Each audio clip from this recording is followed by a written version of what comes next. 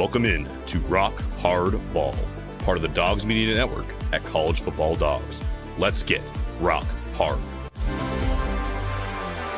No, tackle him. Alrighty, ladies and gentlemen, welcome into another edition of Rock Hard Ball, part of the Dogs Media Network at College Football Dogs. Thank you guys all for tuning in. Another good episode on deck. It's episode 32. We got lots to talk about, some NIL stuff going down. We've got the college football week 5 preview, NFL week 4 preview, rock hard bets, rock hard takes, and of course Kelly's Kinky Rankings. To wrap it all up, before we kind of get into everything, another reminder, if you haven't already, check out the socials at Rock Hard Ball or at Rock Hard Ball Pod on pretty much everything: Facebook, Twitter, YouTube, Twitch, TikTok, all that good stuff. If you're new, we're live every Monday and Thursday at 9 p.m. Central Time, so feel free to stop by often and check us out, engage with the show, and let us know what you think. So without further ado, let's get into the college football slate. First things first, we'll talk about one of the bigger games of the weekend. Oklahoma State going into Manhattan to take on Kansas State. Both these teams are coming off of games where they, lost tough ones. Obviously, Oklahoma State lost at home to Utah, which obviously not an ideal situation. And when you're trying to make a playoff push and maybe a chance to win the Big 12, Kansas State on the flip side, a much worse loss. They went to BYU, ranked, what were they at the time?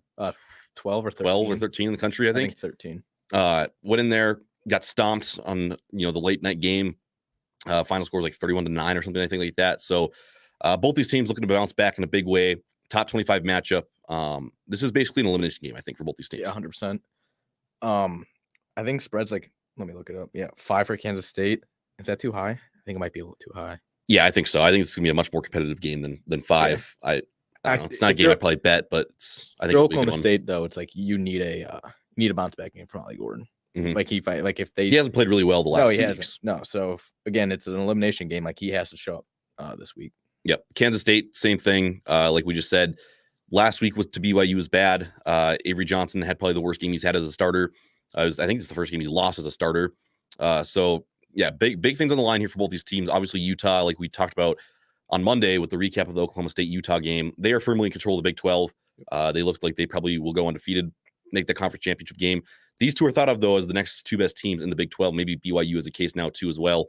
But, I mean, if you want a chance to make the playoff and be in that Big 12 championship game, which I think both these teams had aspirations to do coming into the season, you can't drop this one. It's a huge game for both these teams on all levels. Yep.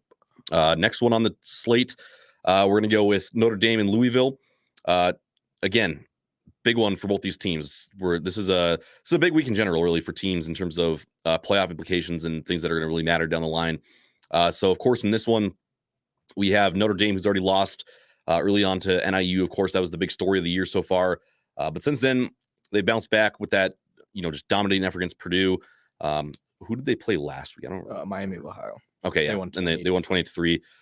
So now, though, Louisville, probably the toughest test they have on their schedule now until the last week of the season where they had to go to USC. We talked about it when they lost to NIU. They have to pretty much stay perfect for the rest of the year, and they have to do it in a impressive way because the eye test still matters. So if they dominate Louisville here, they dominate the teams that they should, maybe they can still afford a close loss to USC. But even then, I think it's still very hairy. I don't think they can. But to be fair, the spread's here 7. It was 4. I think Notre Dame kicks the shit out of them. It's at home. They've looked really good since that horrific loss. Louisville has not impressed me like that much. They have not played a soul since Georgia Tech. They beat them by 10. Yeah, Louisville is definitely a team where, I think they opened the year ranked 18 or 19 in the country, and they just haven't lost. So I think they've kind of just moved up a couple spots by virtue of that. But yeah, like you said, they haven't really played anybody. They played Austin PA, Jacksonville State, and then they played Georgia Tech at home. And Georgia Tech, again, is a team that we both know. They're fun. They got some good players, but they're not a real, top 25 team probably. They're nothing special. So yes, Notre Dame, I think, does need to win this game by a solid margin. Like you said, 7 is probably too close. If they win this game by 7 or 8 points, I still don't think, the community is not going to be impressed by that at all. So I think they need a big win. Like you said, they bounced back well. Now it's time to show, was that NIU game a complete fluke? Are you guys still, a real contender? Or is this just going to be another year of Notre Dame falling short of expectations and not being able to be a real team that people have to deal with? Yeah, I still think they do it, though. I thought they could have been shot, but the way that they handled Purdue, then again, they didn't play well against Miami of Ohio, but I think the schedule's too easy. The only team that's going to be a tester is going to be USC. Yeah. Riley Leonard's going to have to play better, I think, down the stretch for Notre Dame. 100%. He hasn't been great. I mean, he's used his legs really well, which is, good and all. That's but what he was at Duke, though. Exactly. And at some point, to beat these better teams, when you get on a field with somebody who has as good of a roster of you as you, or, maybe even better, you're not going to be able to just run with Riley Leonard and rely on that the entire game. He's going to have to be able to push the ball downfield. I mean, Marcus Freeman said in the post-game press conference, if he's not making those throws in practice, we're not going to ask him to make them in a game. Well, you're going to have to make them in a game at some point. So maybe let's start making those throws in practice. I get, game plan to your quarterback. That's good coaching if he's not ready yet, but he does have to get there. Otherwise, they're not going to be USC at the end of the year. So that's the big thing there. All right, let's get to the number one game on the schedule for the week. It's going to be Georgia and Alabama. Huge showdown in Tuscaloosa. Georgia comes in number 2 in the country. Alabama comes in at number 4. Both these teams were thought of as real title contenders coming into the year, and they've really done nothing to, I feel like, prove that wrong here through 3 games each this season. Georgia obviously had that close call against Kentucky when they won 13-12, but they still got it done. They dominated Clemson early in the year, who's back up to number 14 in the country. Alabama, on the other hand, hasn't had really any super tough games yet by any means. They played Western Kentucky, South Florida. Their hardest game so far has been going to Wisconsin, which they still handled with ease. I feel like the biggest storyline that people were probably talking about in this game, Georgia is the best team in the country at not allowing big plays, and Alabama is probably the best team in the country at having big plays. Yeah. What do you think wins out here? Georgia? Yeah. I mean, obviously, the week before was awful, but bye week, give Kirby Smart a bye week, give that team a bye week. I think they take care of business in Tuscaloosa. Yeah. I would probably I want to go Georgia. I feel like they're the better team here. Pick 'em, so yeah, who knows? But exactly. Yeah. I want to lean Georgia here, but I think Alabama, night game, big time. They know what this game means. The whole nation knows what this game means. The winner of this basically puts themselves into a position where if you just win out, you get the number 1 seed in the college football playoff. So, I mean, there's a lot on the line here. It's Kalen DeBoer's first real big game. That's what I was going to bring up. I just, if Nick Saban was here, I would probably view this game a little bit differently. He's not. I think Kirby Smart's going to be able to, I don't think Kalen DeBoer's going to be able to take down this team, year 1. Yeah, I think he's done a great job so far in year 1. Obviously, he was a fantastic coach at Washington as well, but this is real. I guess Kirby Smart was said to be at Diddy Party regular. So give 2009 Jeep Grand Cherokee Bama. I don't know if Kirby Smart was really a Diddy Party regular, but maybe he popped out here and there. You never know. Have you seen the toupee? The toupee, yeah, the Kirby Smart toupee. He was there. Yeah, he was there. But no, huge game. Lots of implications here with this one. I don't know. The ESPN match predictor, I guess, apparently gives Alabama almost a 66% chance to win. I feel like this is about as 50-50 as a game as you could get, though, to be honest. I mean, I really have no idea who comes out on top, but I'm very excited to watch.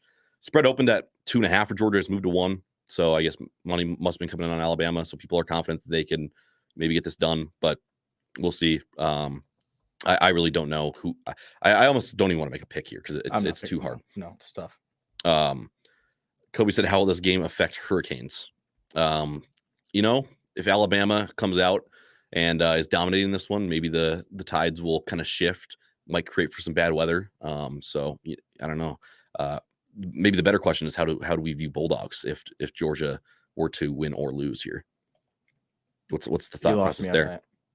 You don't like Bulldogs. Like how are we viewing them as a dog breed based on if Georgia wins or loses? They're already such a low tier.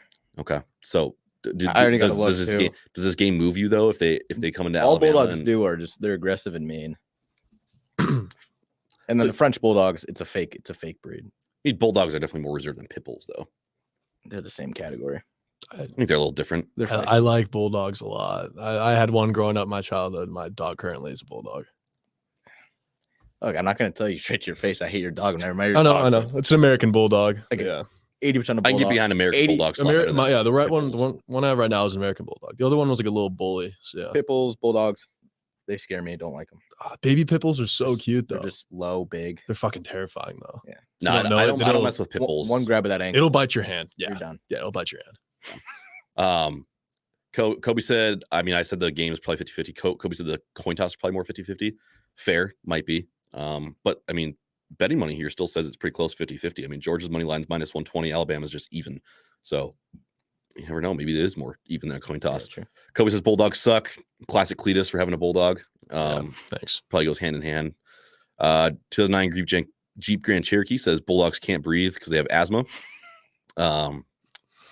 True, I guess. I don't know. And then Kobe said, you do seem like a big Bulldog guy, Cletus. So Thanks. Yeah. I don't know if it was necessarily a compliment, but yeah, I don't really that, know. You take that how you want there. Yeah. It's not. It's not. Okay, let's go to the next game. Illinois and Penn State. Big game here. I think, as from our perspective, I think this is almost a bigger game for Nebraska than it really. Obviously, it's a bigger game for Illinois, but still, it's like a very big game. I think for Nebraska fans looking to see how good was this Illinois team actually. Because again, we said it on Monday in the recap. We feel like Alabama, or not Alabama. Jeez, I don't know what I'm talking about. Nebraska outplayed Illinois. It felt like in that game. A couple bad breaks. Reffing wasn't ideal. Whatever, it happens. They lost the game, but we still were confident in the fact that Illinois team was also a top 25 team. And, was going to be a tough out in the Big Ten. This is a real test, though. Now you go into State College, night game. The spread feels way too big to me. It's but 20, which makes no sense. Who outside of the worst team in college football? There's 134, right? They're ranked 134. They beat the shit out of Kent State. Kent State sucks. They played West Virginia close. Fine. That's what Penn State's like. They're supposed to beat them, though. And then they played a one-score game against Bowling Green. Yeah. No, why is the spread 20?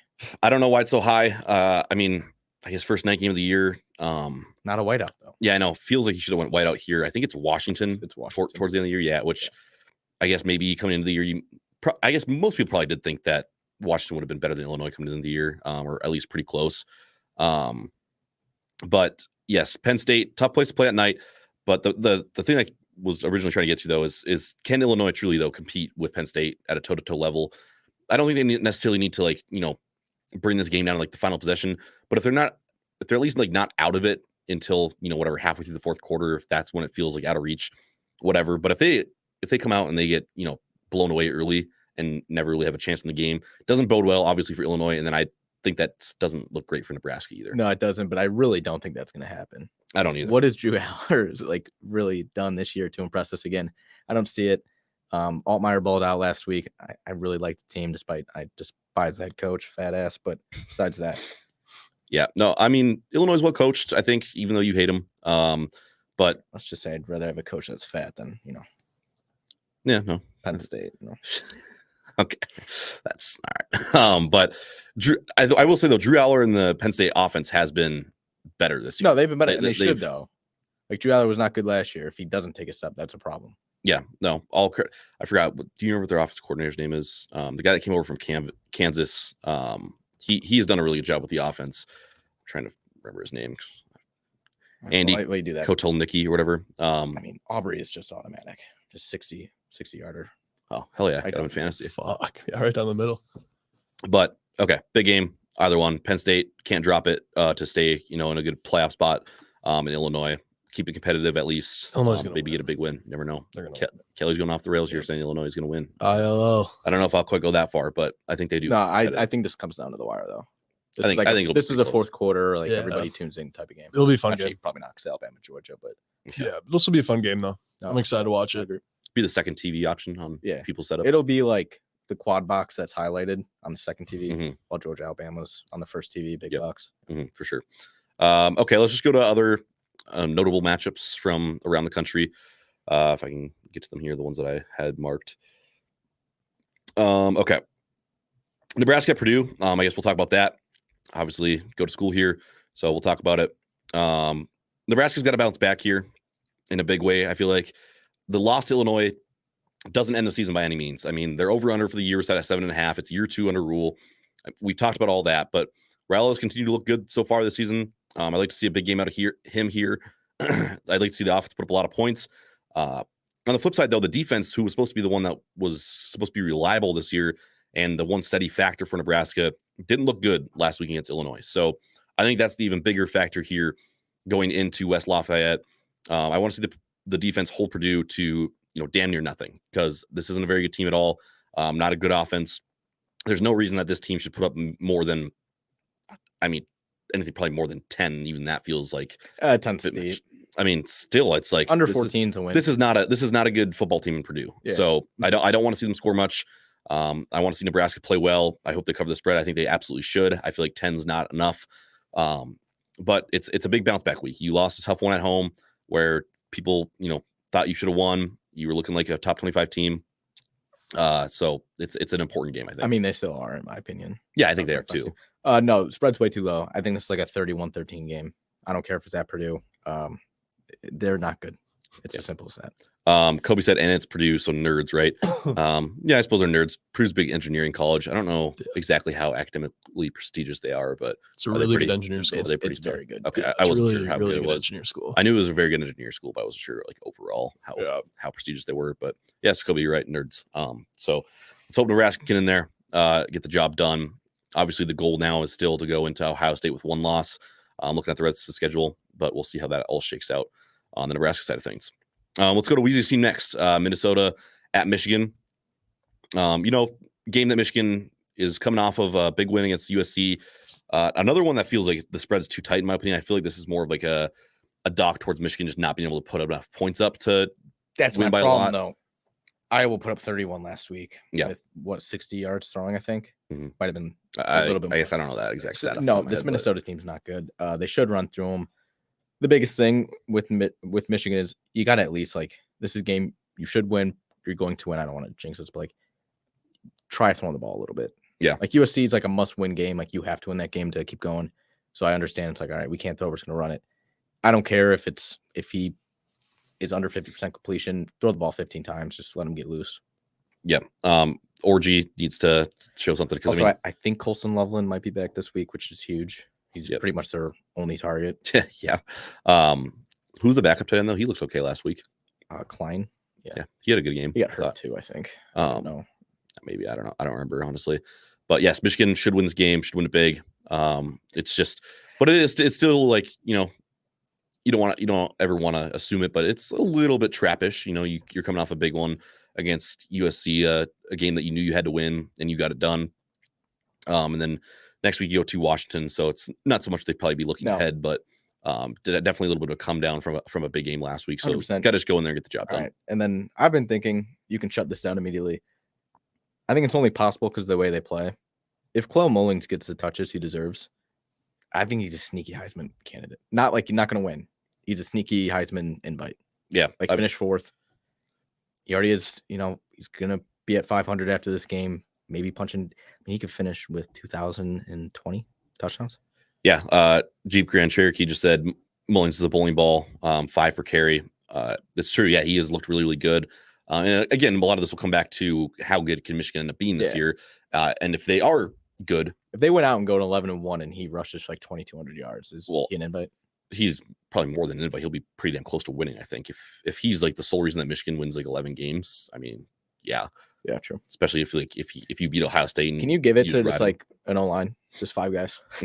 I don't think so, unfortunately. But yeah, Mullings really, really good. Impressive so far this year. Next one that we wanted to touch on, Washington at Rutgers. Another Big Ten matchup here. Snooze fest. I want to mention it because it's tomorrow night, so it'll be a standalone game, a Friday night game on Fox. But Rutgers favored by 2. Washington's 3-1 to start the year. Will Rogers has played well so far for Washington.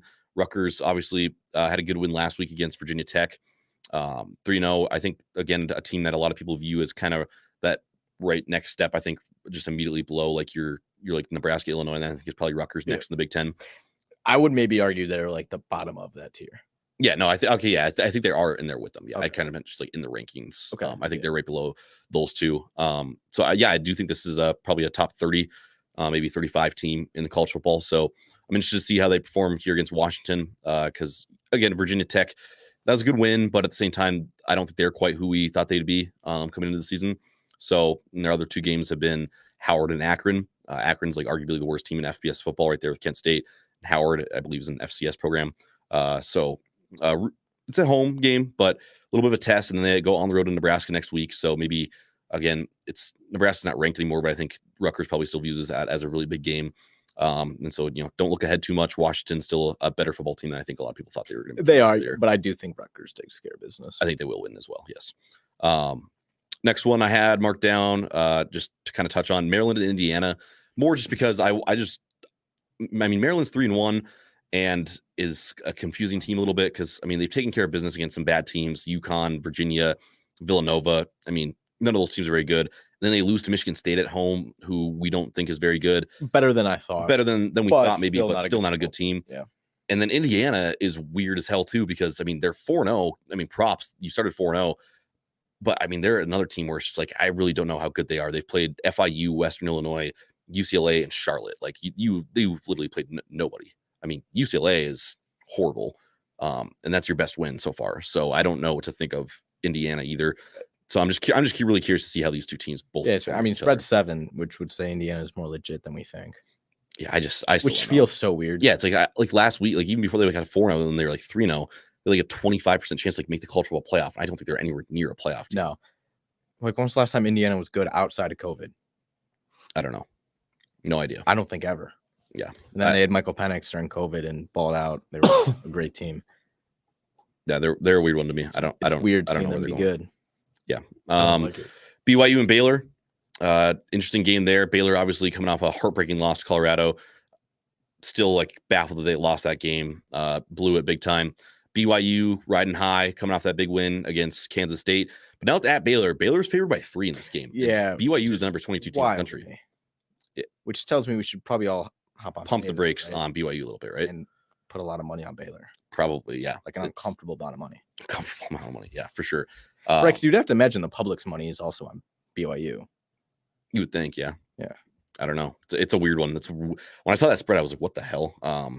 But that spread also scares the shit out of me. It's like, what? I have no idea what's going to happen in that game then, because I feel like you see a number 22 team in the nation that's undefeated coming off a winning against a top 15 team. Which they crushed them. Yeah, they crushed them, going to a team who just lost in heartbreaking fashion, has lost 2 games now in the year.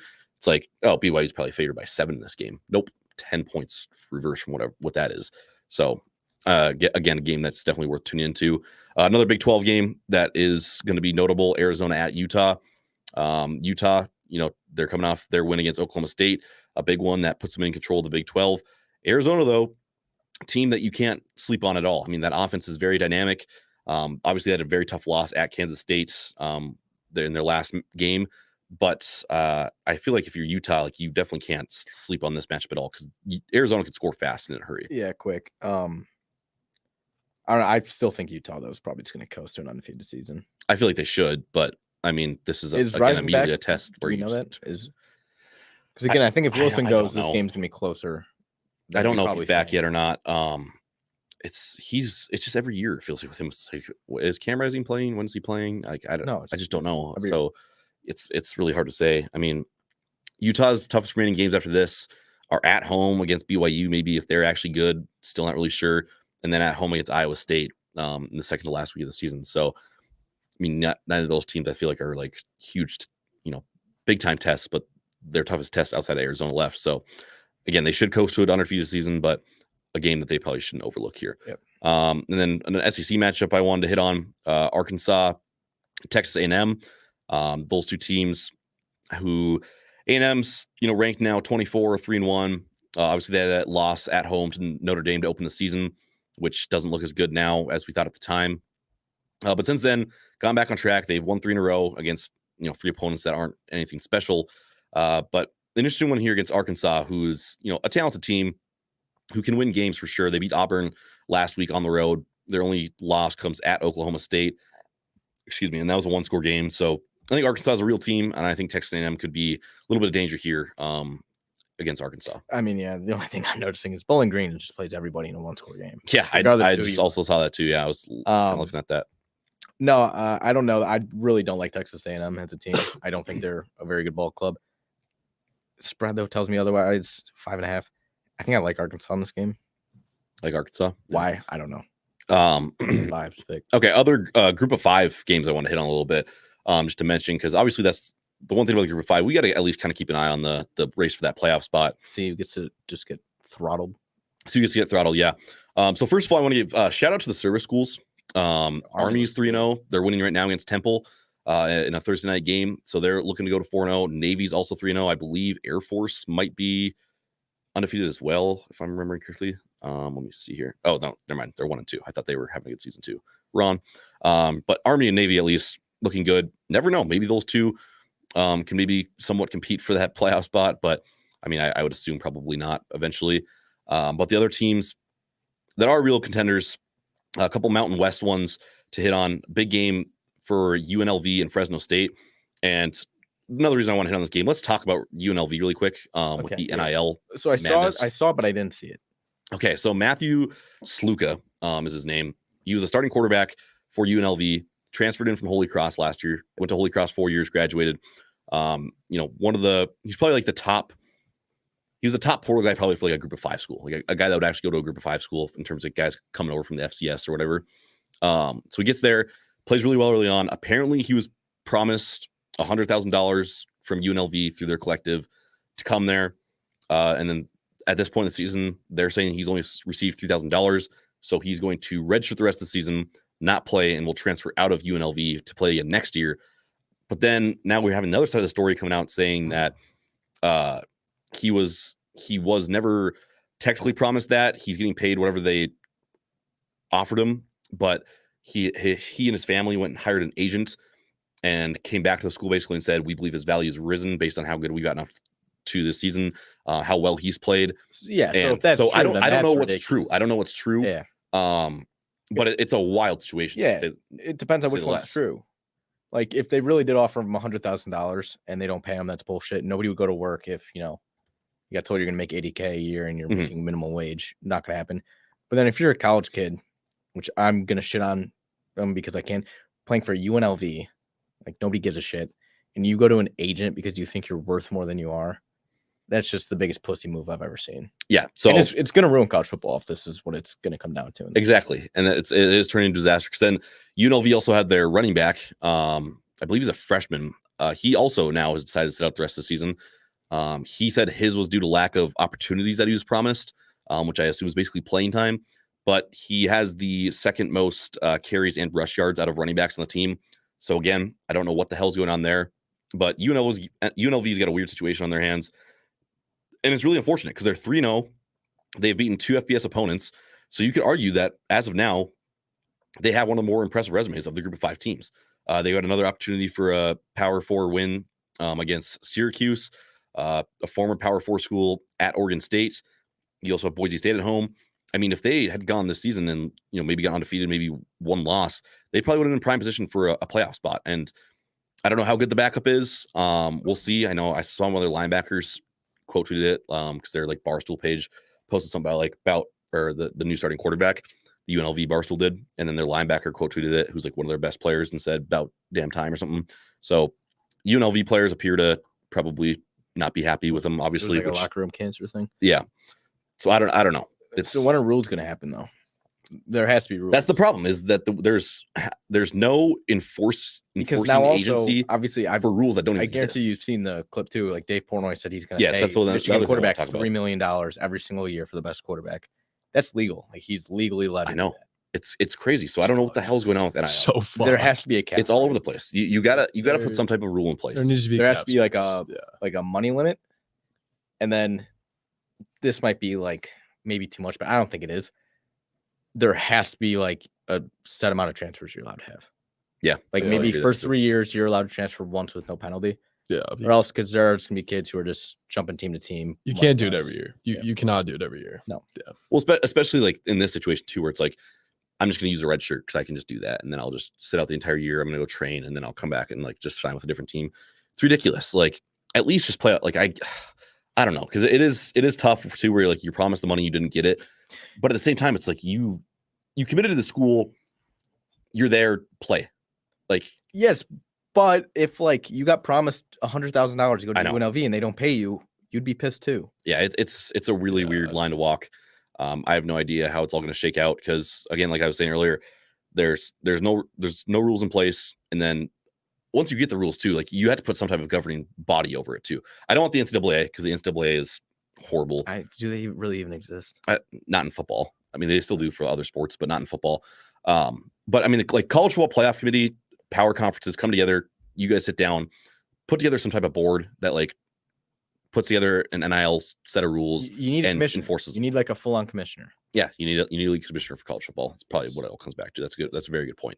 The funniest thing though about this is like, I get UNLV's having a really good year, maybe because they promised a bunch of money to kids to come there. But like, you would have thought that this like would have happened at like a like a really prestigious Exactly, big-time school with like somebody offered like Dylan Raiola like $10 million and then they didn't pay the kid, stuff like that. It's like the fact that it's UNLV and it's like $100,000, which in retrospect to how much these guys are making isn't a lot.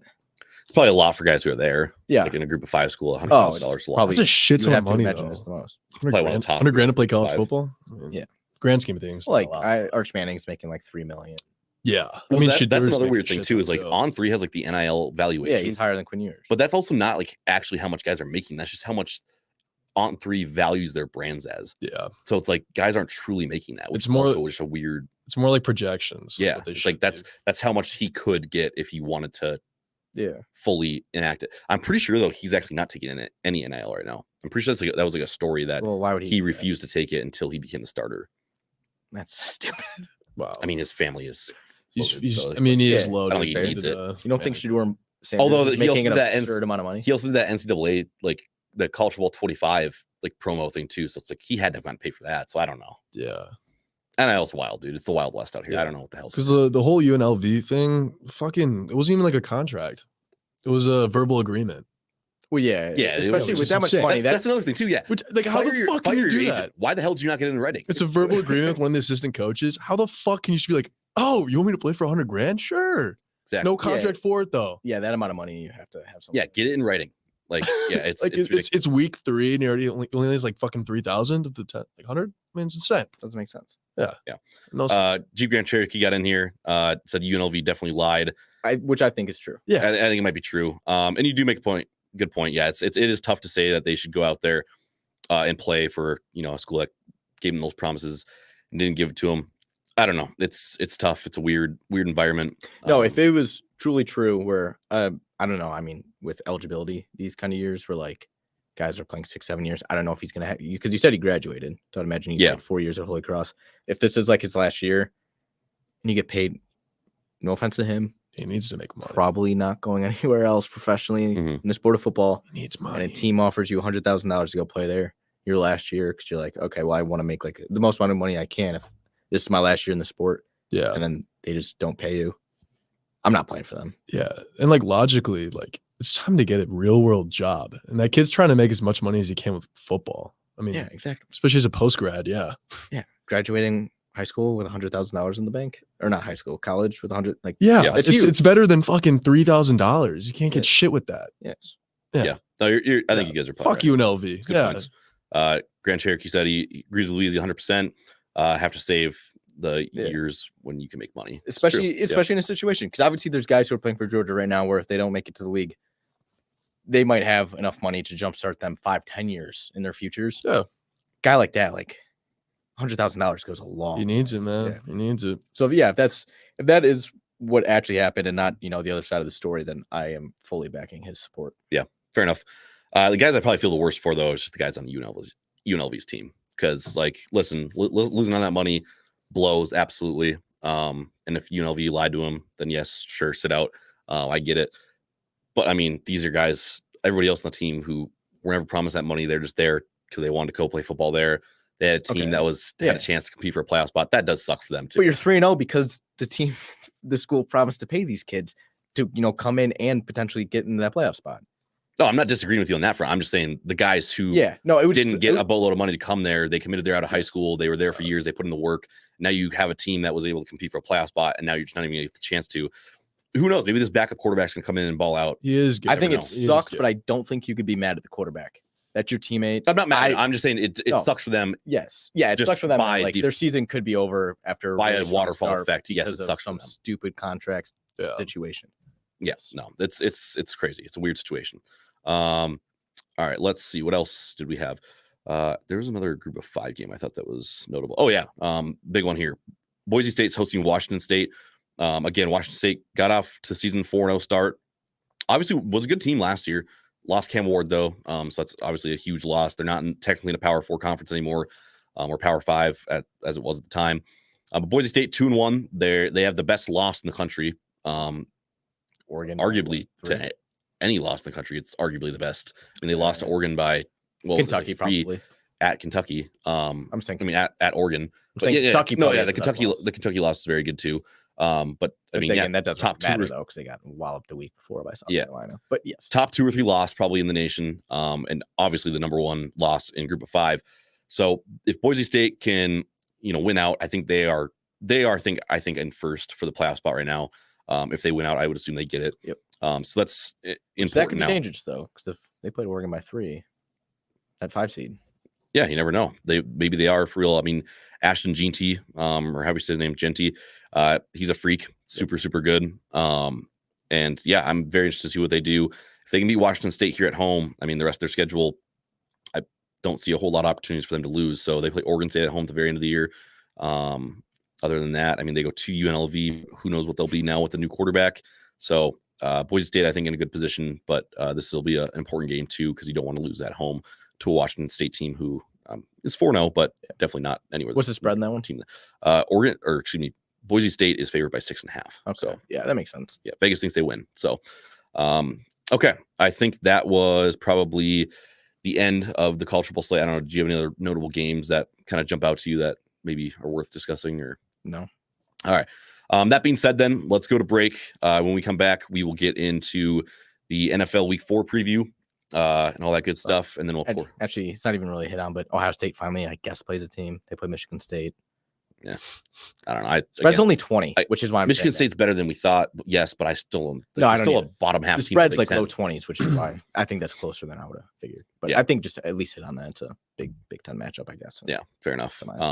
Fully into conference play now, so that's fun. Yeah. We're gonna have good matchups every week, so that always makes things intriguing. But all right, that'll do it for college football. Again, we'll go back and we'll recap all these games on Monday. But for now, we'll go to break, like I said, and then we'll come back. We'll preview NFL Week 4. Again, you're listening to Rock Hard Ball, part of the Dogs Media Network at College Football Dogs. I'll be back in a minute. On the College Football Dogs website, you'll find a main page that features some of our biggest and newest stories. Our conference pages for content related to your favorite team's conference. Our team store, where we have products that are available all year long, as well as gear available for a limited time only. Our podcast page, where you can see when one of the 12 plus College Football Dogs podcasts is streaming live on social media. Our subscription page, where you can join our Discord. If you're interested in becoming a contributor at College Football Dogs, email us at info@collegefootballdogs.com. If you enjoy any College Football Dogs content, we really do appreciate any donations you can make by visiting the donate page on our website or scanning the QR code here. College Football Dogs, for the fans. Alrighty, welcome back to Rock Hard Ball, part of the Dogs Media Network at College Football Dogs. Again, as I said in the commercial there, collegefootballdogs.com, lots of great stuff on there. Game previews and recaps every week, breaking news articles, all that good stuff. So if you want some, good unbiased writing, need a break from kind of the big time media giants, go check it out. Lots of good writers on staff. So be sure to go look at some of that stuff as well. Also plenty of good shows within the podcast network. It's not just us. We got shows, I believe, every day of the week. It seems like we're close to it. We do a game day show on Saturdays. Weezy and I have been on there a few times as well, featured, previewing matchups and stuff like that. So make sure you guys go check all that good stuff out as well. Then another reminder, of course, too, they're scrolling across the bottom. Follow the socials, Facebook, Twitter/X, Instagram, YouTube, Twitch, TikTok, all that good stuff. And we are live Mondays and Thursdays at 9 p.m. Central Time. So make sure you're tuning in to every episode going forward. As you can see on the screen there, next thing up is NFL Week 4 preview. And as we're getting into that, we got good news. Donnie Deals is on his way. Big time. So we're going to get some good commentary there, hopefully from Donnie. Should be good. Always good to have him in here. But that being said, let's get into the NFL Week 4 preview. Starting off, let's talk a little bit about Thursday Night Football, what's happened so far, I guess. We got under 12 minutes to go, right? I think in the fourth quarter now. Yep. Cowboys are leading 17-12, but the Giants have the ball and are driving. It's been a really well-played game, honestly, from both these teams so far. Daniel Jones is 26 for 30. Yes, Daniel Jones is 26 for 30. That is not Ron. Malik Neighbors continues to be an absolute freak. He has 11 catches for 111 yards. Cowboys looked a little better tonight. Rushing defense for sure has been better. They're holding Devin Singletary to 1.7 yards per carry. The one narrative, though, that has kind of sucked in this game is the penalties have been awful. I think Al Michaels said it best earlier. He said something about, it's been a good game so far for the most part, but like there's just no rhythm because the refs are just stopping play constantly. It's one thing I've always liked about Al Michaels, especially as he's gotten like later in age. He doesn't really care like what he says. He just kind of goes after people. Like I remember there was a flag earlier too on the CD Lamb celebration. I don't know if you guys saw that one. But he scored a touchdown. They flagged him really late for taunting, but right after he scored, because all the penalties, Al Michaels was like, no flags on the field yet. And then he kind of paused and he goes, but you don't ever want to jump the gun with this crew. And then like 5 seconds later, like 5-10 seconds later, he goes, oh, and there's the flag. It's like, it's kind of ridiculous, but I mean, go ahead. The invention of Red Zone took away, because obviously you're going to watch like the full game of your own team. Obviously, if you're watching Red Zone instead of your own team, not really a fan. It's painful how bad it is sometimes to watch like a full on just one game. It's a ref show every single week. Yeah, I hear what you're saying. I mean, I'll always watch like a full Packers game no matter what. Exactly. But yeah, I really don't watch. Like you'll watch like Sunday Night Football, Monday Night Football, and you'll be like, holy hell. Yeah. No, it is weird. I mean, really, we are fully immersed in this as, young people, but it's like just in general, our attention spans have been like ruined too. Like, I mean, we have Red Zone, TikTok, Instagram Reels, like all that stuff. Like, it's bad, man. Like, I don't think anybody could, like, there's very few people who could like physically sit down, watch a game between two teams that you have like no care about. Like, you have no bets on the game, you have no fantasy players, don't root for either team, and you could sit there and watch the entire game, and the only time you could like go on your phone is commercial breaks. I think a lot of people would have a really tough time doing it. Oh, 100%. Yeah. When was the last time, like, movie theaters don't count? Like, you're with like people throwing like a movie. Everybody's on their phones. It's just a phone out. Yeah. It depends. Like the biggest pet peeve of all time. Horror movie, you have to lock in. You really. I just don't like horror movies. Yeah, I don't. So you pull up the phone. I'm under the blanket. Yeah. Okay. That's. I just that's fair, don't that's even. fair, I that's just fair. don't even watch them. Like people are like, oh, that's such a horror movie. No, I also get it, like, okay, I'll just, So like somebody good, puts on like so a shitty movie, but like, you know what I mean? Like when it's like Yeah. a bunch, like all your friends are around, throw on a movie, nobody's watching it. Everybody's on the phone. 100%. And then that one douchebag who's like, got his phone on full volume. Lee. We know the guy. We all know the guy. Is it Lee? I know a couple. Yeah. But yeah, no, that's the worst. Getting into a couple comments here though, as before we get back to football. Jerry says that Donnie's a schmuck, but Donnie wants the ball, so we're supposed to feed him. Jerry also said, "God bless Scott Hansen." And then we're getting back to Kelly's horrible kinky rankings of the Darkness Retreat. Best people to go with the Brock Osweiler pick, the eternally bad pick. I still stand by it, man. If you think that's bad, I can't imagine what this list is going to be. Yeah. So if you guys want to stick around, kinky rankings tonight is going to be what is the best female athletes. Yeah. Or All right. it's gonna be more of my favorite, but Okay, it kind of so- goes hand in hand. So Kelly's Yeah. favorite / best female athletes. So should be a good Kelly's kinky rankings tonight. We'll hope that it doesn't go too far off the rails. We'll see, I guess, what happens. Looks like Giants kicked a field goal, so they're down 17-15 now to the Cowboys. We'll kind of keep an eye on that game, keep it updated a little bit. But that being said, let's get into the actual Week 4 preview. First game on the docket. We'll just run down the list here. Saints at Falcons. Falcons going to be favored by 2.5 at home. Saints obviously crazy in those first 2 weeks. Week 3, though, kind of came back down to earth a little bit against the Eagles. Falcons, on the other hand, disappointing Week 1 loss against the Steelers. Bounced back a little bit, getting a win in Week 2. And then Week 3, obviously against the Chiefs. Tough matchup. Lost in a fashion where people, again, got very angry on Twitter about it. But I don't know. Who do you think wins this game and why? Atlanta, because the Saints are not very good. Yeah, I'm Simple as probably that. gonna ride with Miracle you there.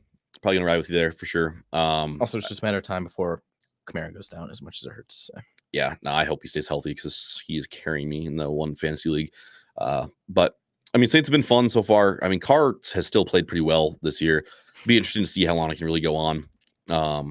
But yeah, next one, let's go to Rams and Bears. Big game for both these two. They're both at 1-2. Chicago's offense is still yet to show great signs of life. I mean, obviously, Caleb Williams threw for a lot of yards last week. They moved the ball a little bit, but he's still taking big sacks and bad spots. He's just not getting time to throw. Just not in a great situation right now for the Bears. Kelly's telling us, I think Trevon Diggs tore his ACL again. Yeah, he fell down and held his knee, and he walked off. So yeah. Okay, well that's not good. Yeah. Yeah, Not good at all. Tough. prayers for him. Yeah, for sure. But yeah, Rams also looking for a win here. I don't know what's your thoughts on the game. Bears are favored by 3. Bears win by a lot. Think so? Yeah. Do you think the offense finally clicks this week? I think it does. Again, it wasn't. I think it clicked last week. It wasn't necessarily bad. Okay, Just can't run the ball. I mean, yeah, that's like Donnie's saying here. How dare you, Carter? 360-yard passing the most of the season. I get it. Yeah, he threw for a lot of yards, but The only reason why I say I think they win big is because the spread shouldn't be in the Bears' favor. I get it's at home, but like, I think everybody would say that the Rams should be favored in this game. They just beat the Rams. I think the Bears win big. I think they finally get back into it. This Bears team's way too talented to like start 1-3 and have a bad season. Yeah, I think the Bears should get it back on track for sure as well. And I do think Caleb Williams is going to be very good at some point. Donnie's still going on about the passing yards. Let's not forget Sam Howell led the league in passing yards a couple years ago, and he's now a backup quarterback for the Seahawks. So not necessarily the number one stat that we should probably look at, but I do think that Caleb and the offense will get things figured out at some point. But I have an idea. No running game doesn't help. I have an idea for them. Offensive line is Don't give horrendous. DeAndre Swift the ball ever again. Yeah, He's not good. It's not like Simple as that. It's not like the guys behind him are too good though either. He's not good. His Sean vision- Johnson, bro. What are you talking about? He's good. Come on. He just doesn't get. I don't think anybody's gonna be very good. He just doesn't have blockers, and he doesn't get enough carries. You just need a mean guy back there. Like Jordan You Howard, can't have an elusive guy who isn't very. Howard. isn't Jordan very good. Howard, 2018. David Montgomery. Oh, he's a lion. Yeah, I wish he was a fucking bear, dude. We Yeah, gave him he's away pretty- for a Scooby snack. And Pretty sick over here. No, I think Jerry makes a fantastic point here. Swift isn't the problem, just like Field wasn't the problem. he's just- I think it's that's not 100% know. like Watch the that's tape. not no bars hold true, but that's definitely a factor. Swift is a part of the problem. He's a part of the problem. Fields was possibly a part of the problem in terms of I don't think he could elevate above the problem. But the Bears have to figure out the O-line or they're never going to win football games. Like you just won't. If you can't get the offensive line figured out to a point, They'll win football games. they'll win football games, because but they're not defense. They're not going to ever be a legitimate contender until you get the line to a point where you can have time to throw and not just get mauled an entire game. we should. I don't care how good Caleb Williams is if he just can't throw the ball because he's getting mauled every play. It's just not going to work. No, you're right, but I think they'll get better, and I think they get a big win here. Okay, Vikings at Packers. Big game in Lambeau for both these teams. Vikings off to a very hot start, 3-0. We both, agreed that I think this team is probably better than the Saints, but I do think that at some point they come down from the space a little bit. I think the offense will slow down a little bit at some point. It'll be a tough test for them in Lambeau. I think signs are pointing towards Jordan Love plays this week. I don't think it's been confirmed yet, but I think he will play. I think if it's like 90+%, I think the Packers roll him out there. Malik Willis, hats off to you, man. Did a hell of a job standing in. And I guess we'll see. Maybe you do get one more week, but Packers somehow are 2-1 going into this game. I don't think we saw this coming after Jordan Love went down. So I'm very happy about that. But I'm a little nervous. I won't lie. As much as I don't think the Vikings are as good as they looked, I think they, aren't a bad team. So I think the Packers are going to have to play a good game to still win this game. I don't think that they can, just kind of slough their way by and still win this. Like, I don't think the Vikings aren't going to cradle back to earth by any means. I don't think. Who am I blanking? Who the Vikings have been on the road, right? Every week? No. I'm saying have they once? I could be missing a game. They've been on the road once. Okay. So I was They just beat making sure. they beat the Giants. Yes, week 1. That's it. I think it's a big tester going to the Lambeau. One of these teams is due for a little recession. I think it's gonna be the Vikings. Yeah, I mean, I don't know if the Packers necessarily do They're for due. recession. They won 2 games pretty big with Malik Willis. As much as Yeah, but again, I as don't much think as you that's- love it, how funny he is. If Jordan Love plays, then no. I'm saying that's what I'm okay, saying. Yeah, that's what I'm saying. It's like if Jordan Love plays, then I don't really see them recessing. No, then I think they actually just beat the shit out of Minnesota. Yeah, and I hope that's what happens. I hope Jordan Love is healthy and can come back and they beat the shit out of Minnesota. Donnie says Packers by 40. And he is the Oracle, as he self-proclaimed earlier. Jerry said he's a huge Malik Willis enjoyer. As am I. I'm also a Malik Willis enjoyer. But yeah, I'm excited for the game. I think the Packers should win, and hopefully they win big. So we'll see. All right, Steelers Colts. This game's gonna be gross. Awful breaking news from Clyde too. Trayvon Diggs is already back. He just ran out. He ran out Superman style. He's ready to play. That's so fucked. Say awful news. He didn't tear his ACL. But Steelers and Colts in what could be the grossest game of all time. It'll probably either be like Anthony Richardson throws for 3 touchdowns and runs for 2, and this Colts kick the shit out of them, or Anthony Richardson will throw 0 touchdowns, 3 interceptions, and the Steelers will just dink and dunk their way to like a 14-3 victory. So that's more like should be a bad game. Not one that I'm excited to see. So I'm not going to spend a lot of time on it. Another one that shouldn't probably be much of a contest. I don't know. We'll see if maybe Bo Nix can bring it back out again. Broncos at Jets. Again, Jets are favored by 7.5. Feels like a game they should win. But Bo Nix did play well last week. He had his best game, obviously, in his very short career so far. If he can play like that every week, I mean, the Broncos will be competitive in games. Yeah, but they're not going to be able to play like that every week. No. And they certainly won't this week. Jets win big. Jets are a very good defense as well. Yes. So that plays a large factor too. Eagles at Buccaneers. Arguably the best game in the noon slate. I mean, I think Vikings Packers will be a really good game too. But Eagles Buccaneers, it's at Tampa Bay too. Each of these teams are 2-1. Philly's gonna be favored by 2 going on the road. I don't know if I'd like Philly -2. I like Bucks money line. I kind of like that as well too. That's what I was gonna get to. They got kind of clowned down last week. Mhm. Big bounce back. Bucks are a good team. Yeah, they are. Philly's good. Saquon's great. Jalen Hurts still is not a very good quarterback. Yeah, Jalen Hurts. I don't know what the hell's going on with him, dude. Like, I mean, know I what the do. hell's I going just on. don't think he's very never good. been Yeah, that good. exactly. Well, that's what I guess. That's kind of what I was trying to say. I guess said it in a bad way. He's not good. But yeah, I don't know why. He's never been good, but at the same time, it's like, why is it so amplified all of a sudden? Like, it seems like they've been able to work around it for a while, but now it seems like they aren't. So I'll be just kind of curious to see how that whole thing works out this season for the Eagles, because if he doesn't up his play, they're gonna be bad. He shouldn't. He's on concussion protocol. AJ Brown's still out, right? Yeah, he's out till next week. But Yeah. Smith shouldn't because he's on concussion protocol. But I mean, he got fantasy still decapitated. Yeah, fantasy still has him listed as playing this week, but he's probably not going to play. Well, also if he doesn't play, then AJ Brown, Devontae Smith, and Lane Johnson all did not practice today. Fuck. So yeah, if they all don't go, then That's not Then I good. really like the Bucks. Yeah, or Saquon show. Uh, I mean, go run heavy. I feel like that's a tough. I mean, like game plan to stifle. Yeah. I mean, or not. It's an easy like one to stifle. I guess I should have said like it's if you go in knowing they're going to run every play, like that is true. It's pretty easy to get a hold on, especially the Buccaneers have a good D line, good linebackers. So we'll see. Bengals Panthers. I mean, Lord have mercy on the Bengals. They need a win so bad. They're 0-3. They really necessarily haven't played horrible this year. I mean, they've been in every game. Brutal rock fight loss. The Patriots in week 1. Felt like they maybe outplayed the Chiefs for a lot of the game in week 2 and lost. Then they lose to the Commanders last week. A team that was young, inexperienced, thought they should have probably beat, but Jaden Daniels has been really good for them. So they're 0-3. Panthers 1-2, riding high. Andy Dalton had a hell of a game last week. Since he's favored by 4.5, I feel like they have to get a win here, right? I said that last week. Yeah, I don't know. I will though say Carolina's not going to put up 40 like they did last week. No. Andy Dalton ride was fun.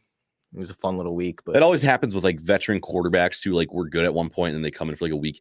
It's like they always just go crazy for like a week, maybe 2, and they to lose there. And then they just go step back up and fling that thing. They go back to nothing. So I would like to think the Bengals win, but I guess you never know.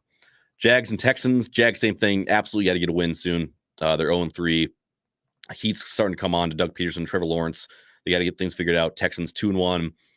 We lost the Vikings again. I think that was a little bit maybe of a fluke game for them. They got kind of just dominated, which I don't think happens often. They're favored by 6. I would assume Houston would win, maybe cover. Yeah. But I mean, I don't know. You'd like to keep thinking that Jacksonville can get it figured out, but they haven't showed any signs of figuring it out. So I'm not going to actually bet on that. So Commanders and Cardinals. This should be a fun one. Commanders 2-1, Cardinals 1-2. Really fun players on both sides here. Obviously, Jaden Daniels has been the talk of the NFL after his game last week and really just how well he's played all season. Kyler Murray, of course, had that huge game a couple weeks ago. Marvin Harrison Jr. played really well in that week 2 game. Then he had a pretty solid game last week as well. So this game should be a lot of fun. Should be a lot of points scored. This will be a good 3:00 game, I think, to have on. Yeah, perfect. A lot of points. Yeah. I think Arizona though, tough loss last week. I think they bounce back and get the win. Yep. Patriots and Niners. Niners a little banged up. Patriots are again the Patriots. Not a whole lot to be excited about there. Both 1-2. Niners favored by 10. I think that's fair because I think that they just have to get a win here, and I think they know that this is a team that they can't let one slip to. Yeah. No, said it right. Browns and Raiders. Raiders favored by 2.5 in this one. This is a game, again, where I just don't want to see a second of. It'll be awful. Gardner Minshew hasn't been good this year for the Raiders. Deshaun Watson has been bad for the Browns, and he's also a rapist. So I think this will be a bad game and just not one that will be exciting to watch. Brock Bowers. It's the Brock Bowers show, dude. True. Brock Bowers is fun. Best tight end in football. Brock Bowers. No. But Also, Minshew's good for like 2 or 3 games a year Yeah. where he like plays really good. Never know. It'd be good if it was this one. no, you're right. I don't want to see a second of this game. I don't care if they're in the red zone. Scott, don't show it. Maybe like a 2-minute recap. Just show us what happened in the half, like at the end of the half. I think I like Vegas though. Yeah, I think I'd probably go there too. Just based on just honestly who's at home here, I think would win. I think it'd be basically a pick 'em. Feels like a neutral site, which obviously doesn't happen in the NFL. But yeah, Chiefs Chargers. That'll be the game that again a lot of people will tune into on the CBS side of things. Commanders Cardinals on Fox. Chiefs Chargers on CBS. I think are probably the 2 best games. Chargers are +7. Chiefs favored by 7 in this one. A lot of this game is just going to depend on if Justin Herbert can go or not. If he plays, I think it'll be a very good close game. You know, it's at home for the Chargers. Chiefs haven't looked stellar yet this year, but if Justin Herbert can't go, I feel like it might get ugly. Yeah, you're probably right. If Justin Herbert plays, they win. By the way, Do you think they win if he plays? Yep. I don't hate the take. Don't hate the take. Chiefs have not been good. I like Jim Harbaugh to get a big win here. Yeah, Mahomes. There's always one, 2, 3 games that the Chiefs play down to their opponent every single year. Yeah. Last year was Christmas Day that was Christmas Day game, right, with the Raiders, where they kind of got shit rocked at home. Yes. It's every year with them. I think this could be one of those spots. Fair enough. That's it. Yeah. Bills Ravens. Ravens favored by 2.5 in this one. They're 1-2. They're coming off a win against the Cowboys. They finally got it done. Bills again been way better than I think everybody in the nation thought. They're 3-0. They've beat somewhat quality opponents to a point. I mean, they beat the Cardinals at home. Cardinals I think are a decent team. They beat the Dolphins. Tua played most of that game, but they just had him in fits. He wasn't playing well, and they just crushed the Jaguars last week. But this is their by far their biggest test so far this season, and they have a brutal stretch coming up. They go at the Ravens, at the Texans, at the Jets before they finally get the Titans at home. Yeah, this is a really tough stretch for the Bills. So honestly, even going 1-2 in this stretch probably isn't like I really think a this bad is the thing. first wake up call. I think Ravens win big. Win big. Okay. I think it'll be a close game, but I do think the Ravens win. Titans Dolphins. Miami's -1. This is a gross game to have on primetime. Just utterly disgusting. We have to watch Will Levis and whoever the hell the Dolphins run out, because obviously Tua is not going to go yet. He's on injured reserve. And then Thompson's not playing either, I don't think, right? They haven't made a call yet, I don't think. It's like I think it's assuming towards he's not going to play. So it's either Tyler Huntley or Scott Tolzien, I believe. Right? Is that right? Am I thinking of? No, Tim Boyle. Scott Tolzien's a different former Packers backup quarterback that I was thinking of. But yes, Tim Boyle, who spent some time with the Packers. Yeah, no, this is a gross game. I have no idea who's going to win. I don't care who plays quarterback for the Dolphins. I don't really think it makes a difference. I think it's just going to be a bad game, but not going to even touch it in terms of trying to pick a winner. Finally, Seahawks and Lions. Home game for the Lions. Seahawks are 3-0, which is kind of a weird start to the season, but they haven't really played any good opponents yet. They played the Broncos at home when Bo Nix's first game. He didn't play well. They won at the Patriots, who still aren't a good team, and then they beat the Dolphins without Tua. I don't believe in the Seahawks a whole lot at all. Lions are only favored by 3.5. I actually like them to cover. Because we can never beat these motherfuckers. It's every year we cannot beat this team. I mean, I get it, but I feel like the Lions win here, and I said that last year after we beat the Chiefs. Said it last year. We gave up like 50 points to them. It's just we cannot beat this team. We'll kick the shit out of them this time, though. I think the Lions do win. I think there's sure? a chance they cover too. So all right, I'm gonna have to bet. Yeah. Okay. We did lose starting center though, so brutal. That is brutal. Ragnow is not playing, so not good. Okay. That'll do it for NFL. I don't know how much time's left in this game. I haven't even looked in a while. 4 minutes probably. Round 4 or 5. ESPN's app is telling me 3:34. Cowboys are up 20-15 now. I'm a little behind, yeah. So, all right. We'll see what happens there. We'll probably come back to it, talk about just what the final score ended up being, stuff like that. We'll take another quick commercial, though. And then when we come back from that, we will get into Rock Hard Bets, Rock Hard Takes, and Kelly's Kinky Rankings to finish out the show. So make sure you stick around. I feel like it's arguably the best part of the show here coming up. A little bit of a break from just pure sports talk. So we'll get into some of that stuff. But again, you listen to Rock Hard Ball, part of the Dogs Media Network at College Football Dogs. We will be right back. On the College Football Dogs website, you'll find a main page that features some of our biggest and newest stories. Our conference pages for content related to your favorite team's conference. Our team store, where we have products that are available all year long, as well as gear available for a limited time only. Our podcast page, where you can see when one of the 12 plus College Football Dogs podcasts is streaming live on social media. Our subscription page, where you can join our Discord.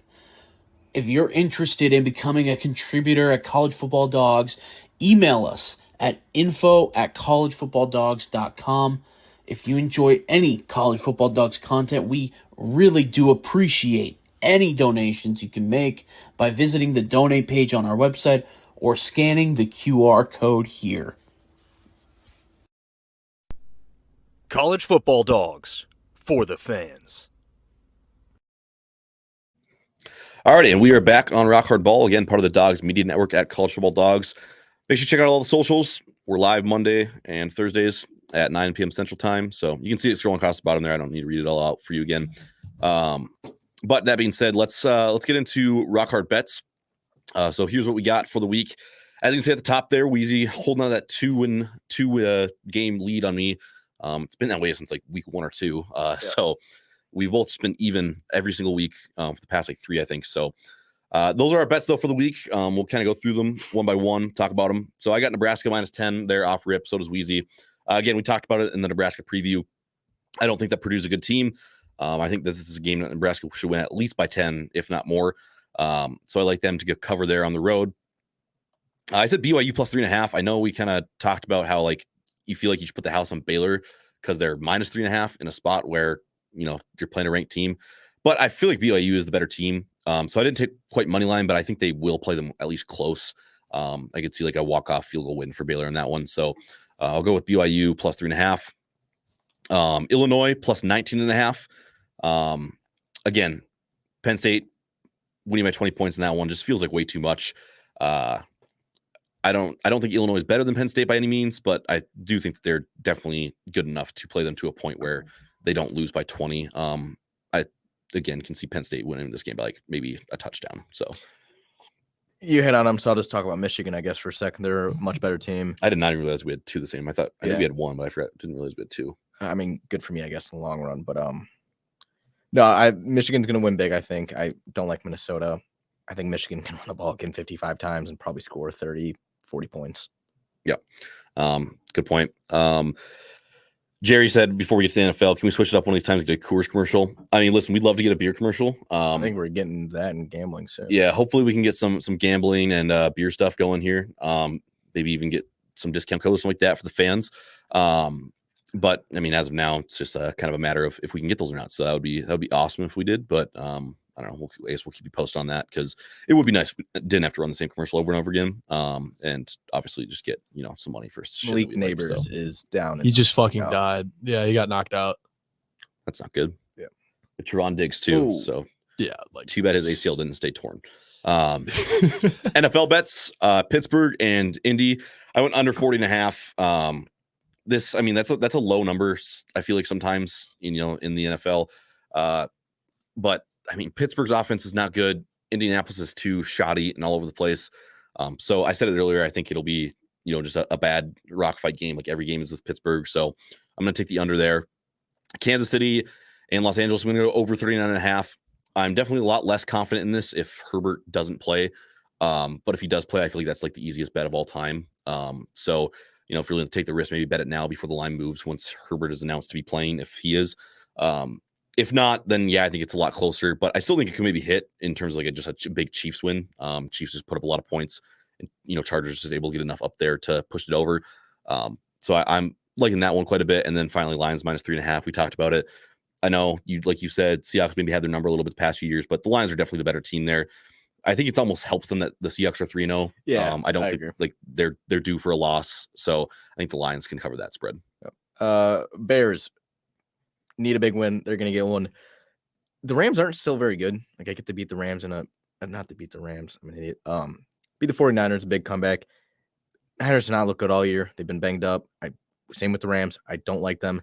Really don't like their defense. I think Caleb, I'll lock it in now. 300 for 3. I think he has a huge game.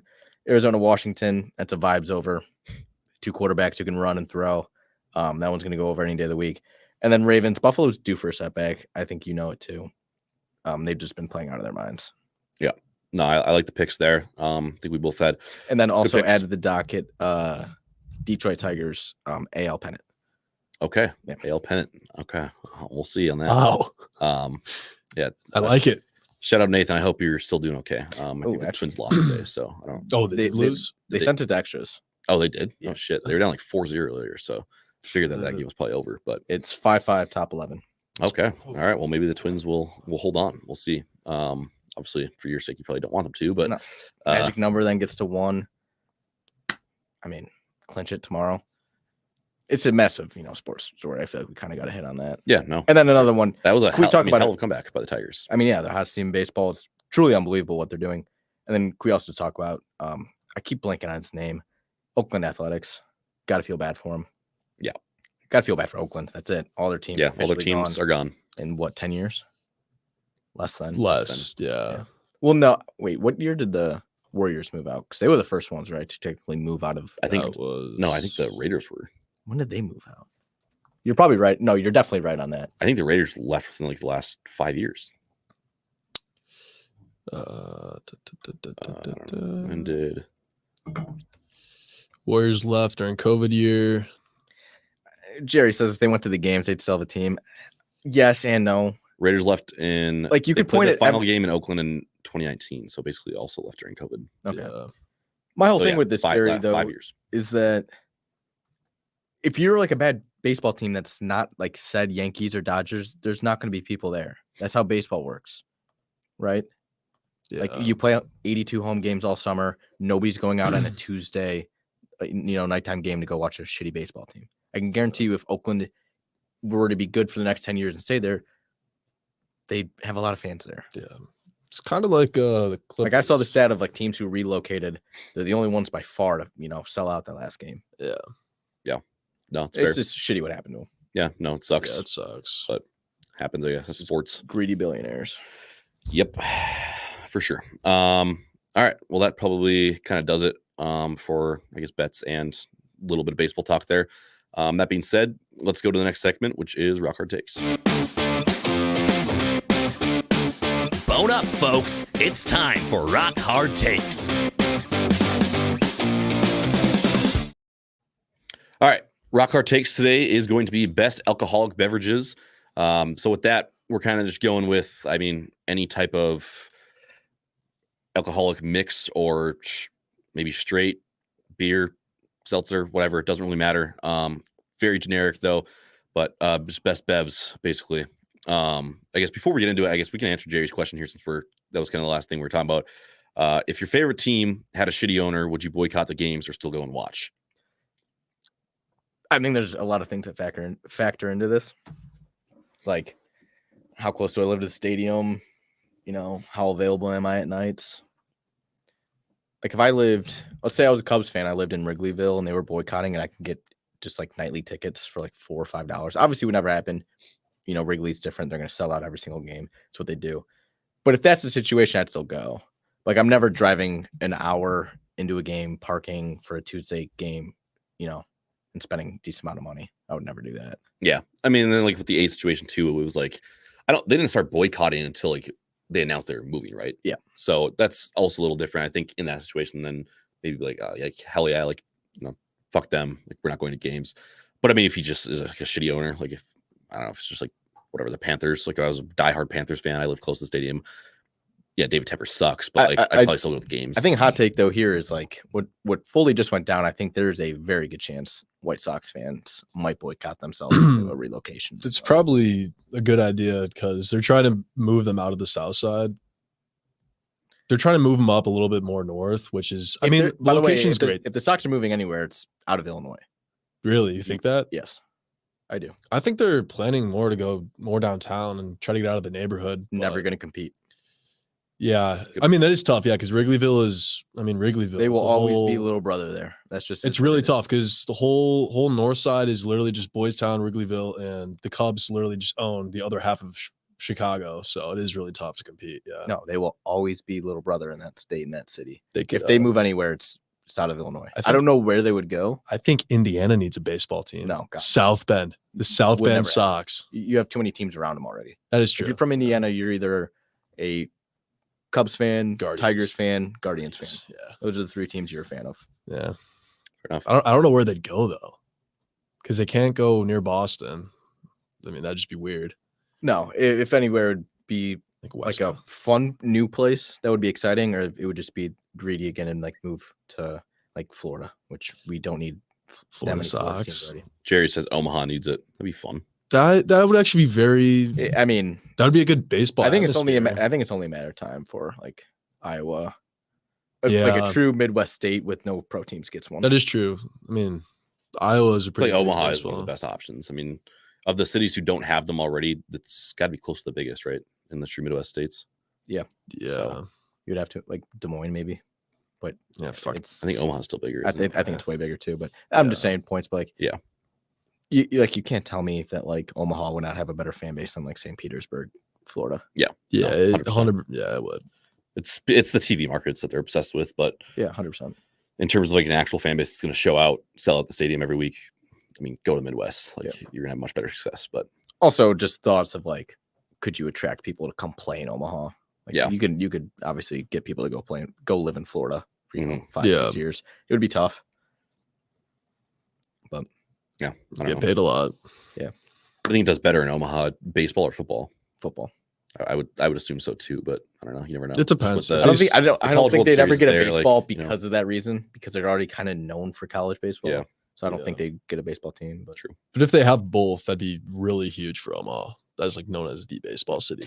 well, actually, if one's going to happen, it's gonna be hockey. Because Yeah, I that is saw insane. a rumor. I don't know if this rumor is true, but they're trying to get to 36 teams, which is just utterly ridiculous.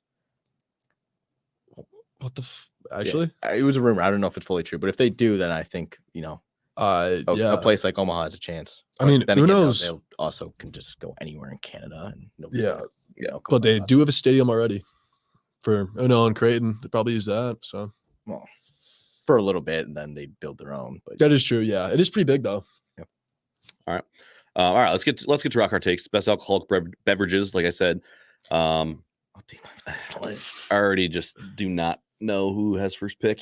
I never remember. What did we do last time? So that's always the kicker, I What think. did we do?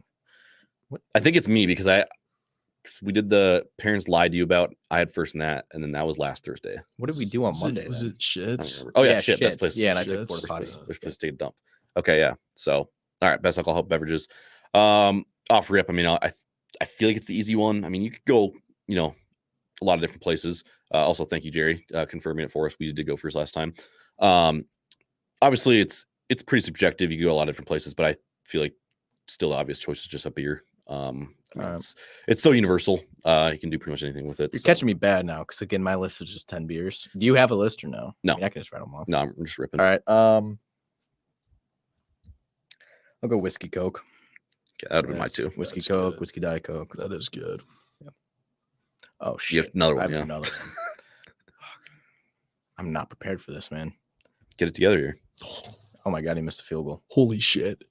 Aubrey did? Yeah. God damn it. Yes, he did. It's a 5-ball game with a Okay, 50. All right. Give me a second here. Like, what goes to? What goes to? That's a tough. Hey, no helping, Kelly. I can't. No, he's Shut not your helping. mouth. I know. I'm joking. Could be a bad pick. I like him. I'm gonna go with screwdriver. Screwdriver. Ah. Okay. Yeah. It's not a bad pick. I mean, it's a top 2 choice for like a summer day. Yeah. All right. Yeah. Don't dislike it by any means. Next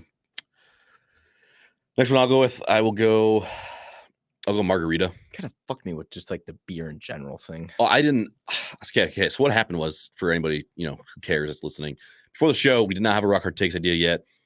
I threw out general alcoholic beverages or just beers. Weezy had to go to the bathroom, So he runs out to go take a piss, and I say, which one do you want to go with? I'll get the graphic quick. And he goes, I don't care. It is also my bad, though, because I didn't clarify, hey, I did do alcoholic beverages. So we both kind of fucked up there because, we didn't really That's clarify. fine. I'll battle. I'll survive. Okay, I'm going to go margarita, though. Whatever, maybe a little fruity. Maybe it's not the number one thing that guys drink, but they are really good, I think, here and there. Again, kind of another similar one where it's like, margarita on the beach, it's kind of tough to beat. It's a top tier one. And then the next one I'll go with just another classic, kind of the inverse side of the whiskey soda or whiskey Coke. I'll go with vodka Sprite. Another easy one. So okay. Throw a flag on this. If this is a flag. Can I take like literally all seltzers? So like, I took beer. I'm including like high noons in that too. Yeah, it's fine. Okay, I'll take all seltzers and then I'll go mimosas. Okay, it's a good one. It's a good one. That is really good. So I have two. Then I've done one left. So where it kind of gets tough. Okay, I guess same thing. You can kind of like throw a flag if you want, but personal preference, like it a lot. Vegas Bomb, like that count. I mean, it's not like a traditional drink. It's kind of more of a shot, but I mean, I'll allow it. But allow it. I can pick something else. I just don't think it's going to play with the voters. All right. Well, I don't care about the voters. Fuck them. I'll go Vegas Bomb. That's not what you want to say to the voters. I like Vegas Bombs. My favorite shot, I guess if you want to call it that. I don't know. It's kind of weird. It's kind of caught between. I mean, I don't know if you call Vegas Bombs are kind of its own category, but go Vegas Bomb. Jerry says Vegas Bomb will play. So looks like you thought wrong. So Jerry's the that's a good shot. Yeah. Jerry's the overarching authority on this. So okay. Go Vegas Bomb, and then shit. This is I kind of had Vegas Bomb in the back pocket just in case, but I don't know what else to go with here. I'm gonna shot clock you now. Yeah, I know. A tough spot, man. I don't know. I'm trying to need some type of inspiration here. Okay, I'm not the biggest fan of them, but I know that they are very well liked by a majority of the public, and I don't hate them. I'll go Moscow Mule. Okay. A little different. A lot of people. I've never even had one. Yeah, they're okay. I don't know. They're just kind of I don't know, almost like too kind of tart for me. I guess if that makes sense. Like, I don't know. All right, but last pick. Yep. Probably shouldn't have got this far. I think this is a big steal. I'm gonna go pina colada. Pina colada. Okay. I've actually never had a pina colada, so I didn't really even think about it. Tasty. They're good. Just don't drink a lot of them. Makes you fat. Yeah, don't drink a lot of them. Hurts. I mean, I can't even think of honorable mentions. I mean, I guess like daiquiris. Some people out there might like wine. Crayons. Yes, wine. Oh, yeah, wine in general. Yeah, wine in general. I don't know. I'm just not a big wine drinker. So love wine. Like, I don't really care. I love wine. Voters don't like that one. It's not good. That's fine. Not ideal. I like it. I don't know. I'm trying to still think of other drinks. I mean, like tequila sunrise. Yeah, I'm not a big tequila person. Yeah, not a huge fan. Tequila's really good. Not the gold though. Gold tequila is literally piss. I would never. I need like the perfect mixer for like tequila. Like, yeah, it's not the right. You took margarita. Like, so. Yeah. But I mean, like tequila with like I don't know, like.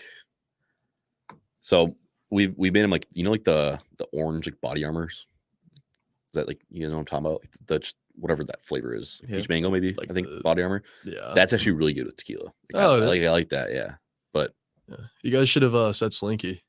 Slinky. Yeah, I mean they are. I mean that's the definition of like probably just you're mixing like hard alcohol with like body armor, Gatorade. You're probably younger than 22.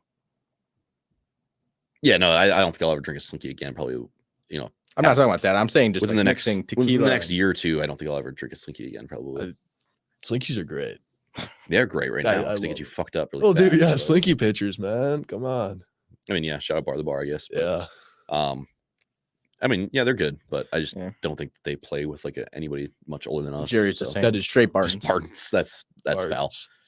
Foul. Flag on the play for Jerry there for saying Bartons is We've all the been best there. alcoholic beverages. We've all been there. Yeah, we have. All right, we can wrap that up. Let's get to the last segment. Never had Bartons at all. Had it, never bought it. Oh, bought it. Oh, Okay, bought it? No. Consumed a lot? Yes. Yeah, no, I don't think I've ever bought it for myself. I think I've that's wild. willingly consumed it. Mm. Maybe somebody offers me like a mixed drink with Bartons in it. No, I'm not going to say no. No, yeah, I'm not going to seek it out by any means. Okay, let's go to Kelly's Heat rankings. Did nose beers count for that? All right. All right.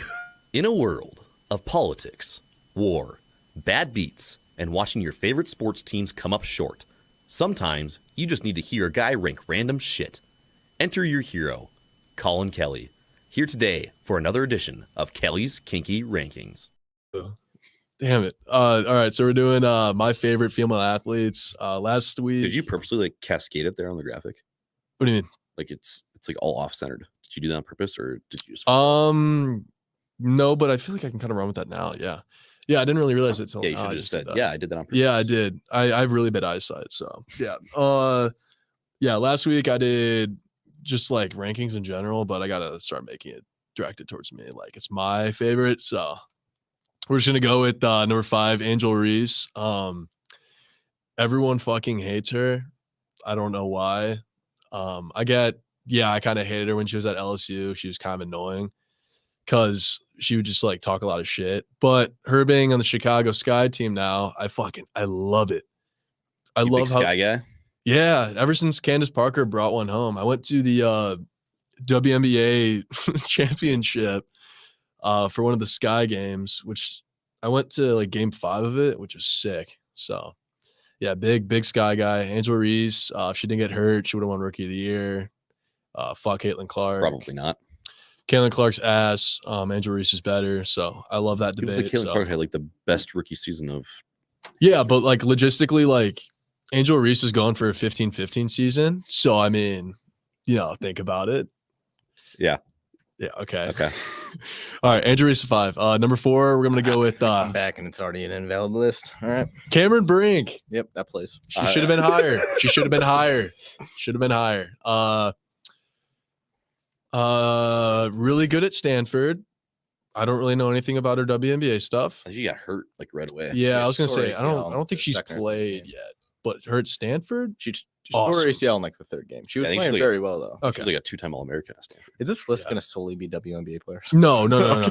But I mean, it should be though, because like they're some of the most dominant athletes in sports, and they're also like for like women's sports, not in general. Yeah. Yeah, No. Cameron Brink's up and coming, man. Once she gets her, feet on the ground, she'll be good. Sure. I mean, we're not gonna go into. Okay, debate about that's this, fair. I don't want to go into a debate about Cameron Brink. Yeah, it's just Cameron Brink. I love her. She'll be good. She'll pan out. Number 3, we're going with Simone Biles. She should have been higher. Yeah, Probably should have been 1. probably 1. Yeah. The only reason she made the list is Or you can have because Simone Biles and then Serena Williams 2 and 3, and none of them go to 1. Serena Williams did not make my list That's foul. Yeah. because it's my favorite athletes. I don't fucking watch tennis. I'd pick her sister Venus, bro. But you don't watch tennis. But I'd pick her sister Venus. All right. Hey, I'd still pick her sister. I'd pick her sister 10 out of 10 times. All right. Yeah, Simone Biles. She's really good at gymnastics. And she's really tiny. I can't do flips and stuff. So kudos to her. Watch the Olympics every single time. She's a freak athlete. Yeah, she's fucking crazy. She could probably lift more than me. Highly doubt. No, 100% she could. No, she cannot. No, You don't think she could? No, you're a loser, dude. For body. We're forgetting how much of a loser Kelly is. Yeah, though. fuck you, dude. All right. This should not be a debate though. I mean, she's like 4'9", right? Or is she like 4'11"? What's her? No, yeah, I don't really. She's 4 feet tall. Does she have like? He is not benching more than you. I know, but like short arms. I feel like, dude, she can easily like double her weight on the bench. She could probably, Probably weighs 90 pounds. She could probably. I know, but that's fucking. probably, That's like, impressive, though. That's could- really She impressive, could probably like out squat him. Maybe. Never know. Still no, but closer. dude. That's closer. still really impressive, though. Yeah, really strong woman. Really good at fucking gymnastics. I can't imagine that. That sounds horrible to me. Can't do that. Gymnastics is like Who scary. the hell is gonna be number 2? Dude, this one's a fucking reach, bro. Tony Stone, dude. I've been playing LB the Show a shit ton this year, like a shit ton. Weezy, you stopped playing it, which kind of pissed me off. But Tony Stone, dude, MLB the Show implemented this new thing this year where they had different women athletes where you could do like career modes, and they added one to my team. And she sucked. And dude, she's a fucking 99, and she's either I forget she's a second base or a shortstop. but she has 99 speed. She can't hit power for shit, but she has 125 for contact for righties and lefties, and her stealing's insane. So basically, it's like, if anyone knows the actual game, it's like the Jackie Robinson card, but it's Tony Stone. It's just like, it's just some girl that played in the Negro League who's just like unbeatable. And I Googled her. Apparently she's I think she's the first woman to play male professional sports for baseball. I think she's the first. I don't know. I don't know if Negro League counts or not towards like MLB records for that, because I don't know. They do now. It does now? Yeah. Oh wait, yeah, because I forget his name, Sparkly. like Gibson or whatever. That guy's a dog. Josh Gibson. Yeah. Technically, he's the all-time like home run leader. He's fucking good. Yeah. So Tony Stone just Was was good. Yeah. I'm gonna sound like a real douchebag if he's not dead, but I think he has to have passed. that's what I'm thinking. Yeah. Yeah. But then again, like Bob Cousy's still alive and kicking it. So, Jerry West is dead, right? Josh Gibson died 70 years ago. So I'm Holy good with that one. shit. Okay. Yeah. So Tony Stone's goated. Number one, I'm gonna be going with. Rest in peace. He died at 37. He died at 37. Damn. Was he still playing baseball? I don't know. I just saw born in 1911, died in 1947. So no, he died at 36. Did I say 37? Yeah. Died at 36. I think it's Aja. I think it's Asia. Asia. Yeah, we got Asia Wilson. I think you put the apostrophe in the wrong place. I think it's AJA. I thought it was it's A''JA. You sure? I just looked it up. Aja? Okay. What is Thought it she, was- like 3 straight MVPs? Yeah, she's played like I think 6 years. She won 2 championships. She's made playoffs every single year. 6'4" center. She's like if Mike Trout actually stayed healthy. I think if Mike Trout played for any other team but the Los Angeles Angels. But yeah, no, I get what you're saying. Yeah. But no, yeah. She's fucking good, She's a dude. beast. Yep. She's a dog. Watching her highlights is actually kind of insane because I've never seen someone actually like dominant in the WNBA, like someone that's like the fucking best person I've seen. And sitting down and watching one of their games just late at night, she just like destroys everyone. Like she's like literally Shaquille O'Neal. Like she just bodies people and just scores every single time. She averaged like 28. I think she averaged like 30 this year. Yeah. Close to it. Yeah. Yeah. Like, which is near insane because I don't think the WNBA, like on average, someone doesn't. No, I put don't up that think. numbers I at think all. I think she had like the high scoring season. Yeah. Or something. Had to Close be. to it. Yeah, I mean, I know the games are low scoring, so like, They also only play 40 minutes, so yeah. yeah, putting that much up. Yeah, they do the four quarters. 10 Just, minutes, I think, right? or is it, do they? Or Do is they that do, only college? do they do halves, or do they do quarters? They might do halves. No, No. they definitely do quarters. I don't know if it's 10 minutes or 12. Yeah, I think it's. I would imagine remember. it's 10. I I don't think it's like remember. college. Yeah, 10. okay. So yeah, no. Yeah, no, I mean, I don't watch a lot of WNBA, but from what I have seen of her, yeah, she's very good. Like she's a lot She's a better dog. than the plays. So She's a dog. She's probably going to be the greatest of all time. I would probably I say. mean, who is the greatest right now? I might go Candace like- Parker. Cheryl Swoops, but that's kind of fake. probably, yeah. She's old as fuck though. Doesn't even count. Yeah, I'm saying it doesn't count. It's like when they first. How many teams were even in the league when they first started? Probably like 8 or 10. Yeah, 8 or less than that. Yeah. Yeah. Which that was like 90s. It's like 90s and thousands are little. I can almost guarantee it. WNBA started post 90s. I'm actually seeing Diana Taurasi like in a lot of Yeah, things so here. she was probably the second. If Wait, I'm seeing Diana Taurasi as there was one. a story about a girl can you that Google when the WNBA started? I think it was like 2002. yeah, there was a story about some girl that tried trying out for an NBA team. I'm trying to remember who that was though. Like she like First season went through, was like, the G League stuff. 1997 with All 12 right. teams. He was right. 97. 12? Yeah. That's kind of a lot. How many do they even have now? Like 14? I still think 12. There's no way. They have to have some sort of expansion, bro. No, they're still 12. Told you. They are expanding though. I Where? think go like Well, there's like a because of Golden one State. player, they're There's gonna like a get lot more Golden money State now. Valkyries, and That's then fire. like a couple of ones that are coming in the Yeah. future or something. Bring Like, the this Valkyries, I think, come next year. So You know this comment was coming. Jerry says, Livy Dunn. Livy Dunn. Did she deserve to crack that Isn't she like doing her like 5th year for Yeah. Which how can you do that for every sport? yeah, I guess there's red shirts in every sport. this red I don't know. It seems like a very interesting I don't know how it concept. works A in red that, shirt but, like- for gymnastics. Like, do you just sit on the sideline and just twiddle your thumbs? Because there's no playbook. It's just all. It's like it's. I mean, you train. Well, yeah, I know, but it's like personal achievement. It's like more of an individual sport than a team. breaking news. There's no playbook. Yeah, dude. I mean, like, what do you have to learn besides just training? You're like, New moves. Mental you and- know. yeah, but that's more like individual stuff. I don't Tightening think- up those flips. Yeah, Yeah, I don't know. yeah. Whatever. We're not gymnastics experts by any means, so I should do a rank on that. you do that. Yeah. All right, Kelly, not a bad list tonight. Thanks. Pretty solid. Yeah, not Simone, but Serena Williams, definitely a notable omission. Yeah. I don't know. Was there any other big ones that you can think of off the top of your head? Dude, I'm reading some. Isn't there like a really good like LPGA golfer that was like historically like better than a lot of other people? I don't know about past. Kelly Norda's great though. He did say his favorite. Bunch of players you probably could have listed from U.S. women's soccer Oh. team. Oh yeah. What are you doing? Ronda Rousey, bro. Ronda Rousey. Ronda Rousey, bro. Dude, I could have done her. Been a good pick. Yeah, it's not a bad list. Yeah, she's good too. Damn it. All right. Well, that being said, that's probably going to do it for today's edition of Rock Hard Ball. So we thank you guys all for tuning in. I guess one more reminder, check out the socials there, scrolling across the bottom. We're live Mondays and Thursdays, 9 p.m. Central Time. So jump in. We pretty much just do recaps and stuff like that on Mondays. And we do previews on Thursdays. And then we have Rock Hard Bets, Rock Hard Takes, Kelly's Key Rankings going on every single episode. Ooh. So Hit my head. Up. Totally missed one. I'm gonna blank on her name right now.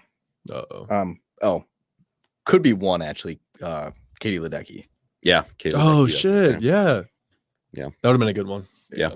Wasn't technically the greatest though. It was your favorite. So That is true. But little I think respect she on it. holds every single record. So Yeah, I think she does. yeah, she's crazy. Totally. Lindsey Vaughn. fuck. Why am I blanking on what she does? Ski. Ski. Yeah. She's great too. Yeah. She was good. Also dated Tiger. Sick. Right? Wasn't she the one that dated Tiger? Yeah, I'm almost positive she dated famous NHL player PK Subban. Dude, they might be married. I could be so wrong on this, but I don't think I am.